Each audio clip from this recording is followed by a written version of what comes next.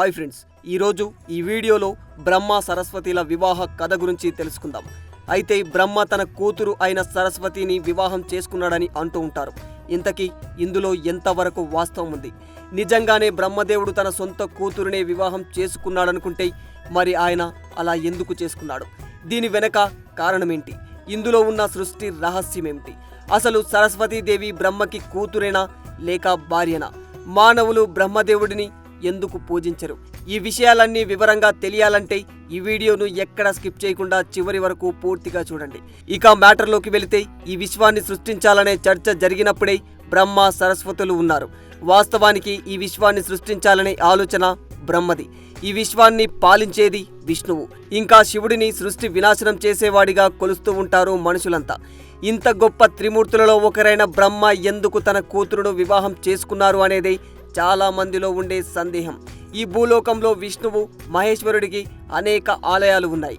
కానీ సృష్టికర్త బ్రహ్మకి మాత్రం ఎక్కడ కూడా ఆలయం లేనేలేదు. దేశం మొత్తం మీద బ్రహ్మదేవుడికి విగ్రహం ఆరవలి కొండల ఒడిలో ఉన్న పుష్కర్ సరస్సు ఒడ్డున మాత్రమే ఉంది. బ్రహ్మ ఈ విశ్వాన్ని సృష్టించినప్పుడు ఆ సృష్టిని కొనసాగించడానికి జ్ఞానం అవసరమైంది. అందుకే తన మనసులో జ్ఞానదేవత అయినటువంటి సరస్వతీ మాతను సృష్టించాడు. బ్రహ్మ సరస్వతితో పాటు అనేక జీవులను సృష్టించాడు. కొండలు, గుట్టలు, నదులు, నీళ్లు, మైదానాలు, ఇలా భిన్నమైన ప్రకృతిని సృష్టించాడు. ఈ నిర్మాణ సమయంలో సరస్వతి రూపానికి ఆకర్షితుడయ్యాడు బ్రహ్మదేవుడు. అయితే విజ్ఞానంలో మాత్రమే కాదు, రూపంలో కూడా సరస్వతి మాత సౌందర్య రాశి. దీంతో బ్రహ్మ సరస్వతి పట్ల మోహం పెంచుకున్నాడు. ఇలా ఆమె అందానికి ఆకర్షితుడైన బ్రహ్మ నిత్యం సరస్వతిపై తన దృష్టిని ఉంచేవాడు. బ్రహ్మ తనను సృష్టించాడు కాబట్టి సరస్వతి బ్రహ్మను తండ్రిగా భావించేది. అలాగే భావించాలి కూడా. తన తండ్రి తనను మోహంతో చూడటం ఆమెకు ఏమాత్రం నచ్చలేదు. దీంతో బ్రహ్మ కనుచూపు మేర నుంచి తప్పించుకోవడానికి ప్రయత్నించేది సరస్వతి మాత. అయితే ఎంత ప్రయత్నించినా, 4 దిక్కుల్లో ఏ వైపు దాక్కున్నా బ్రహ్మ తన 4 తలలతో చూస్తూనే ఉండేవాడు. దాంతో ఆమె బ్రహ్మ నుండి తప్పించుకోలేకపోయింది. చివరకు ఆమె ఆకాశంలో దాక్కొనవలసి వచ్చింది. కానీ బ్రహ్మ తన 5వ తలతో సరస్వతిని చూస్తూనే ఉండేవాడు. అయితే ఇక్కడ ఈ 5వ తల ఆలోచనలు అన్నీ కూడా చెడుగానే ఉండేవి. ఇంకా చెప్పాలంటే బ్రహ్మకు సరస్వతీదేవిపై మోహం పెరగడానికి కూడా ఈ 5వ తలనే కారణమని చెబుతూ ఉంటారు. ఇక సరస్వతీ మాత ఎటు వెళితే అటు బ్రహ్మ చూపు వెంటాడుతూనే ఉండటంతో భయపడిపోయిన సరస్వతి శివుని వద్దకు వెళ్ళి బ్రహ్మ గురించి పూసగుచ్చినట్లు చెప్పి తనను కాపాడమని కోరిందట. దాంతో బ్రహ్మ చేసే చర్యలకు కోపగించుకున్న శివుడు బ్రహ్మ 5వ తలను నరికేసినట్లు పురాణాలు చెబుతూ ఉంటాయి. ఇక 5వ తల పోవడంతో తనలో అహం, మోహం రెండూ పోయాయని చెబుతూ ఉంటారు. కానీ ఎలాగైనా సృష్టి జరగాలి కాబట్టి దీంతో అసలు సరస్వతీదేవి పుట్టుకకు కారణమేంటి అనే విషయాన్ని వివరించి ఆమెను పెళ్లి చేసుకుంటాడు బ్రహ్మదేవుడు.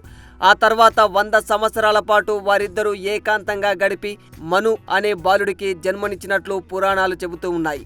అలా ఈ భూమిపై జన్మించిన మొట్టమొదటి మనిషి మను. అంతేకాకుండా వేదాలు, సనాతన ధర్మాలు, సంస్కృత భాష లాంటి ఎన్నింటికో మనును జనకుడిగా అభివర్ణిస్తూ ఉంటారు. ఇలా మనుష్య జాతిని నిర్మించడానికి బ్రహ్మ తన కూతురునే పెళ్లి చేసుకున్నాడని చెబుతూ ఉంటారు. అయితే ఇష్టం లేకుండా తనను వివాహం చేసుకున్నందుకు సరస్వతీదేవి కోపోద్రిక్తురాలయ్యి బ్రహ్మకు ఈ భూమి మీద ఎక్కడా కూడా పూజలు జరగకూడదని శపించినట్లు కూడా చెబుతూ ఉంటారు. అందుకే రాజస్థాన్, పుష్కర్, తమిళనాడు మినహా బ్రహ్మదేవుడికి ఎక్కడ కూడా మందిరాలు ఉండవు ఈ భూమిపైన. ఇకపోతే బ్రహ్మ స్వయంగా తానే సరస్వతీదేవిని సృష్టించాడు కాబట్టి ఆమె బ్రహ్మకు అర్ధాంగినా లేక బ్రహ్మ కుమార్తెనా అన్న అనుమానం మీకు రావచ్చు.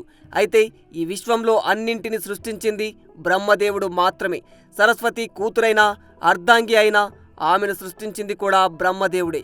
అది బ్రహ్మతోనే సాధ్యపడుతుంది. ఒకవేళ బ్రహ్మదేవుడు ఇంకెవరినైనా వివాహం చేసుకోవాలనుకున్నా స్వయంగా తాను వారిని సృష్టించే వివాహం చేసుకోవాల్సిందే. సో ఇక్కడ సరస్వతీదేవి బ్రహ్మ మనసు నుంచి సృష్టించింది కాబట్టి అతని కూతురు. ఇంకా సృష్టి జరగడం కోసం వివాహం చేసుకున్నాడు కాబట్టి అర్ధాంగి. ఇక ఇక్కడ మనం తెలుసుకోవాల్సిన విషయం ఏంటంటే, వాస్తవానికి మనకు దేవతల గురించి తెలిసిన ప్రతి సమాచారం అంతా కూడా పురాణాల్లోనే ఉంటుంది. బ్రహ్మ సరస్వతి గురించి ఇప్పటి వరకు వచ్చిన సమాచారం అంతా కూడా సరస్వతి పురాణం నుంచి తీసుకున్నదే. అయితే సరస్వతి పురాణానికి సంబంధించిన విషయాలు ఏవి కూడా హిందూ వేదాలలో లేనేలేవు. హిందూ ధర్మంలో 4 వేదాలు, 18 పురాణాలు ఉన్నాయి. అయితే ఈ 18 పురాణాలలో ఒక పురాణం సరస్వతి పురాణం అని చెబుతూ ఉంటారు. కానీ వాస్తవానికి ఈ 18 పురాణాల్లో అలాంటి పురాణం ఏది కూడా లేదని చెబుతుంటారు. కొన్ని ఇతర పురాణాలను ఉప పురాణాలుగా కూడా చెబుతుంటారు. అయినా సరే ఉప పురాణాల్లో కూడా ఎక్కడా సరస్వతి పురాణం గురించి ప్రస్తావన లేదు.